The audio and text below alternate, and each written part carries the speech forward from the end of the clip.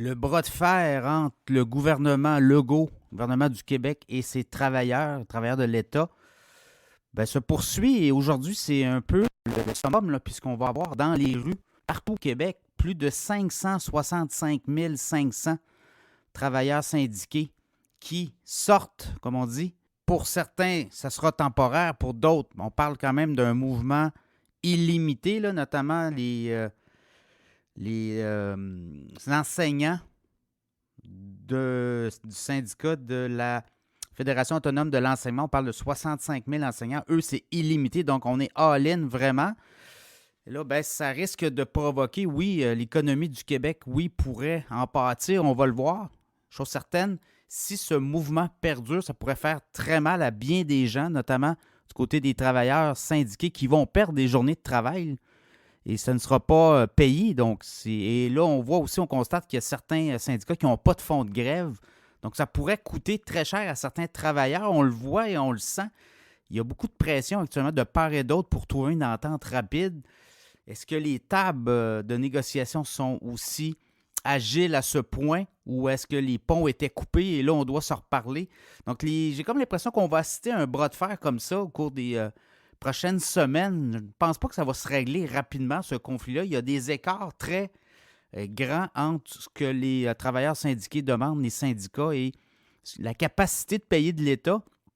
Notamment, là, on veut avoir plus de 21 de hausse de salaire sur 3 ans, alors que l'État offre 14,8 en 5 ans. Vous voyez, là, il y a des milliards d'écarts. Sachez que chaque journée de grève où les travailleurs sont dehors, c'est 150 millions de dollars d'économie par jour pour l'État québécois. Mais ça ne comblera pas l'écart si on se rend, par exemple, à 10 ou 15 journées de grève totale, puisque les écarts sont considérables. On parle de 3 à 4 milliards d'écarts, et ça, en 3 et 5 ans, là, voyez-vous, on n'est pas capable de s'entendre. Donc, comment tout ça va se terminer? Chose certaine, le bras de fer se jouera. Est-ce que l'opinion publique aussi va être capable de tolérer aussi, puisque les jeunes, on le sait, là, les parents de jeunes qui ont été à l'école dans les dernières années, la COVID, tout ce qui a aussi limité le développement des jeunes, là, si on repart encore pour des 15, 20, 25 journées de retard sur un calendrier scolaire, ça pourrait avoir des impacts aussi pour beaucoup de jeunes. Donc, voyez-vous, il va y avoir de la pression. Les parents aussi, est-ce on peut travailler à la maison? Est-ce que l'employeur permet? Est-ce que les grands-parents sont disponibles? Voyez-vous, il y a ça aussi, là. Donc, je pense qu'on va jouer une espèce de partie de bras de fer et c'est peut-être, on va peut-être avoir, le gouvernement pourrait peut-être avoir à l'usure là, les syndiqués. Évidemment, les gens ont des paiements, les travailleurs, on parle beaucoup d'enseignants là, qui devront reporter aussi des paiements hypothécaires dans le contexte où ça a explosé. Là.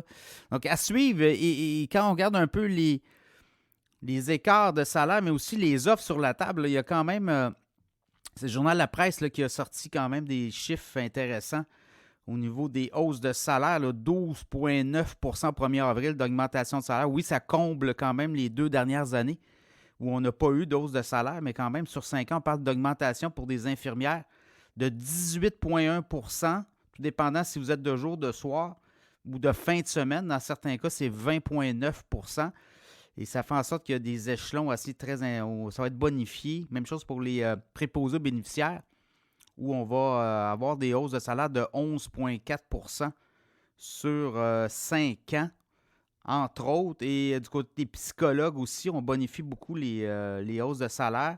Enseignants, mais voyez-vous, là, le dernier échelon d'enseignants, c'est 92 000. Au 1er avril 2024, qui est quand même pas loin, là, on va monter à 97 397. Et au 1er avril 2027, c'est 101 000. Donc, les enseignants vont franchir le cap des 100 000 au cours des prochaines années.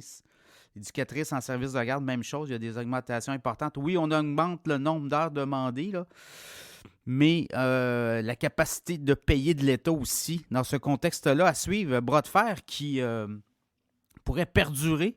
De ce qu'on comprend, c'est que le gouvernement n'est pas pressé. Et de l'autre côté, ça pourrait jouer contre les syndicats si les travailleurs commencent à constater des pertes importantes de revenus à la veille des fêtes.